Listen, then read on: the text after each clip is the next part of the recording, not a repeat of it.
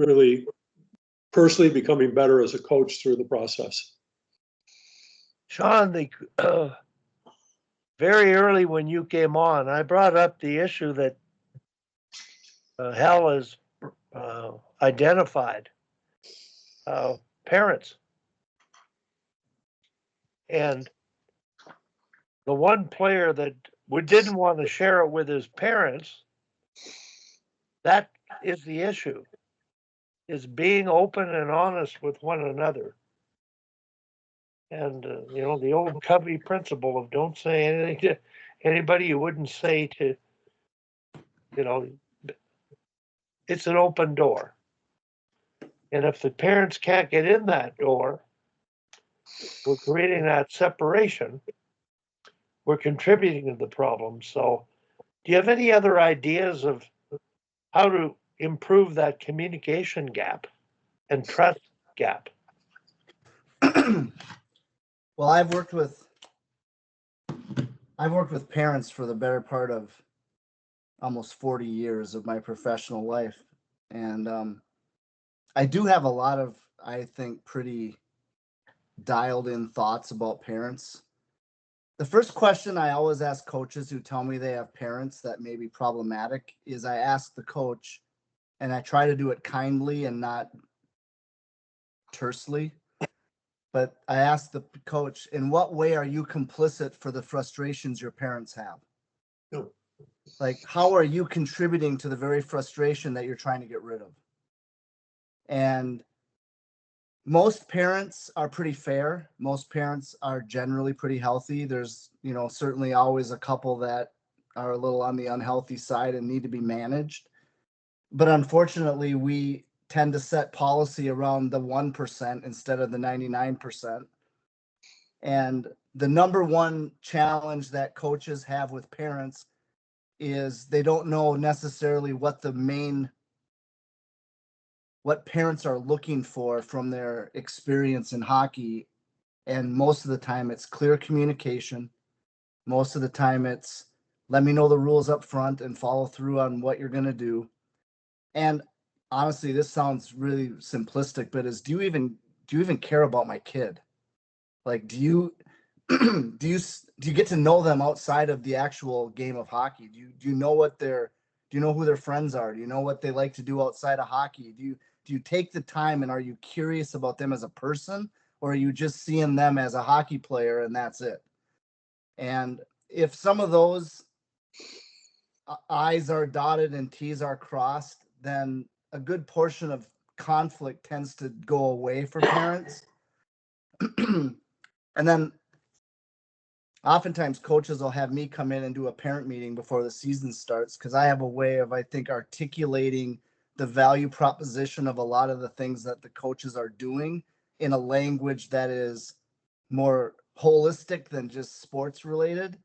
And oftentimes it helps parents conceptualize or contextualize what's happening, and it reduces the possible angst when there's clear, specific, strategic understanding behind why Coach A is doing whatever they're doing. And that's quite frankly how I think why you and I really worked well together is we were able to articulate in very clear ways the value proposition beyond just the hockey rink for the kids. And I think most parents saw that. And because of that, we had very little conflict during those years that we were working together. For sure. For sure. Sean, down the road, I don't know if it's a possibility, but Hal, you're familiar with the mission statement exercise I've done. Yep. And when you talked about what you do with parents and what you've just said here really, really makes sense.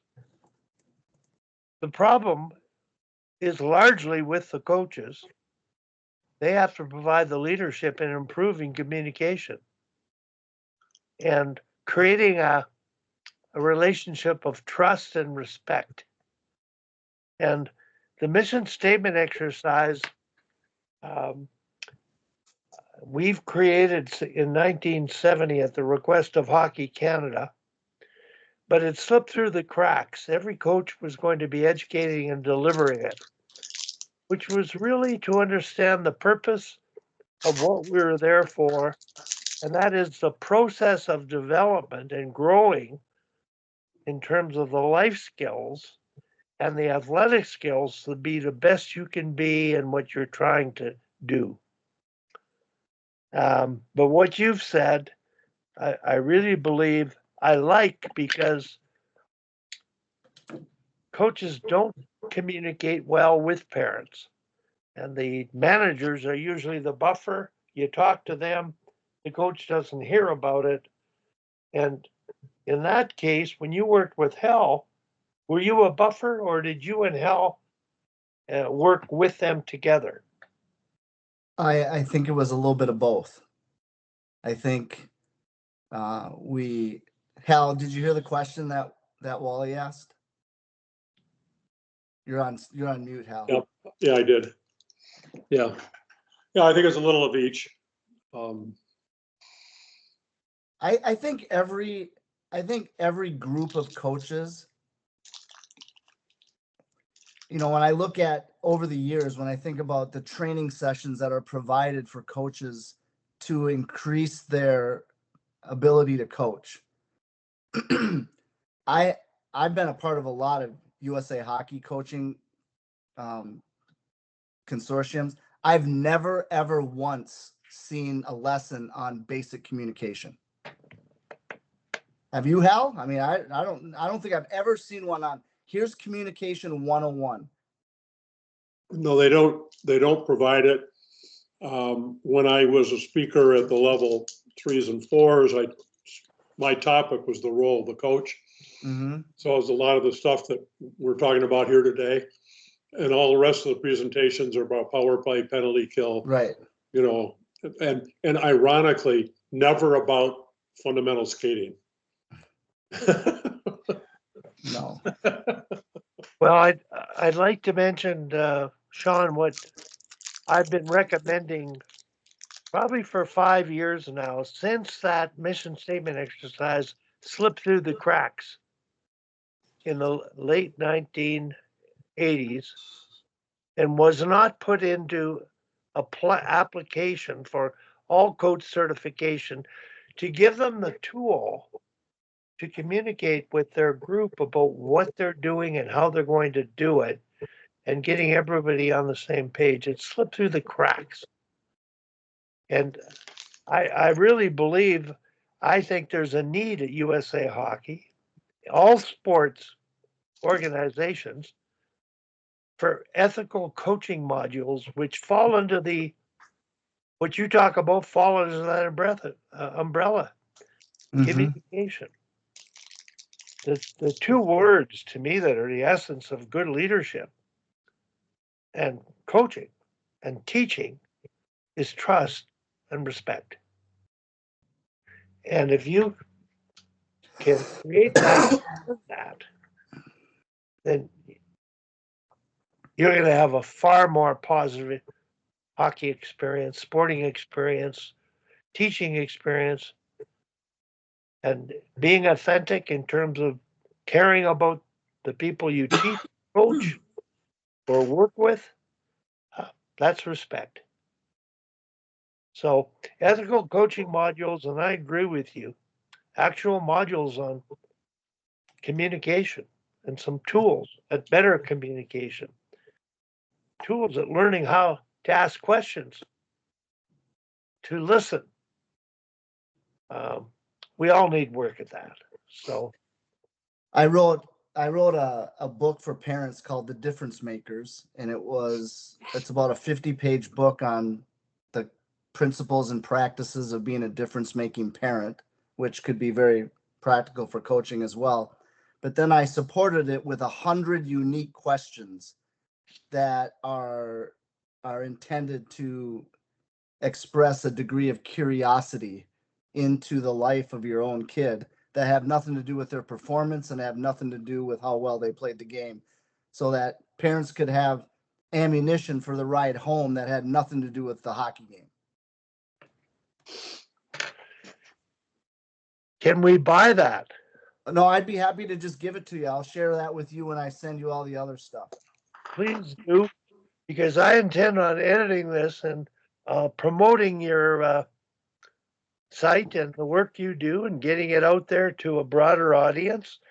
And most importantly is making sure it gets to people and gets used and tried and experimented with.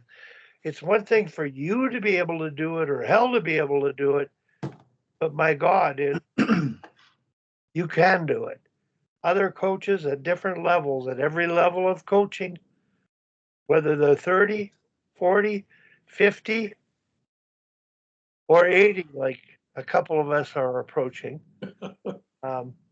we need tools. And you never stop learning about this kind of thing. And hence our name, Sharks. Sharks, I like that name. And the name originated from a Woody Allen movie. I don't know if you've heard this, Sean, but I'll repeat it.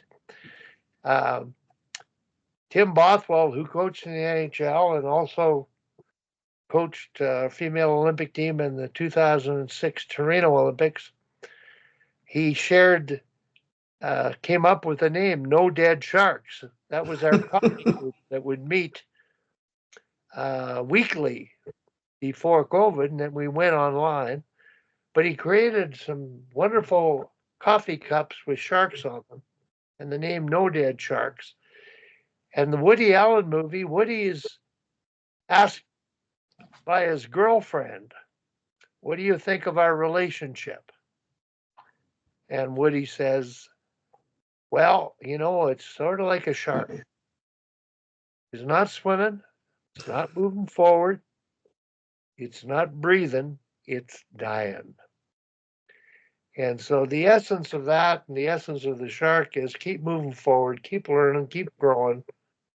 And let's hope we can get on again and have you on anytime. And if you're on, I don't know